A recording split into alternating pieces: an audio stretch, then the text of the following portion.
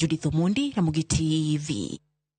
Pod wantiere weche mag somo wadhi Migori, jokanye sekta ma somo kod sektas mamoko oke kaunti ma Migori winjore ni tiegruok ma jopuonj ma Migori ogol kama intiere sani bwa ma Migori kendo tere gwenge ma kwa sub county ma Suna East. Winjruok obedo ni mbalariany ma Rongo koro idhi dar nyaka tiegruok ma Migori TTC. Jojuma nigi mathoth. Kada beni mbalariany ma Rongo osebiro kachiwo tiegruok e courses mopogore opogore ka tiegruok ma jopuonj ma Migori TTC ka ochako dwe mar 5 mar higani. Weche osebiro ka pilore mathoth ka otende kod paro mar loko ka tiegruok ni ma jopuonj mondo koro bede bad mbalariany ma Rongo. Moko yando gande yande siro chenro ni ka moko bende yande nitiere kod paro ma opogore. Kata kamano romo mar kawo pacho ganda romo ne olos kod jobunu ma Suna West Peter Masara jodak e kaunti ma Migori koro yie mondo koro ka tiegruok ni ma jopuonj ma Migori odar kamentie sani kendo kanyo koro we mar gero bad mbalariany ma Rongo. Ji owinjore te ni koro college ibro kopo ni university ni ochakore to college ibro gol itero Suna East kamiluongo ni kwa nikech nitiere lokono e Kapradik. University ni en gima jo Migori wasemanyo ndalo mang'eny, wan ga gete mang'eny, but one in agreement ni koro wanyalo chako university kamoro jo oyud thuolo mar somo machiegni mondo nyithiwa madhi mabor bende som ka. And the board was in agreement on condition that the college does not die, but the college is relocated.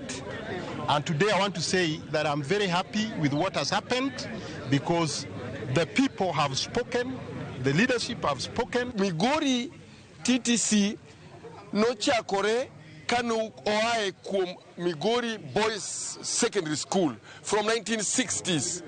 And in fact, Onyuolo University, onge gima ber mono gima chalo kama. And if we have a university and we have TVETs, hiyo sasa ni sherehe kubwa kabisa.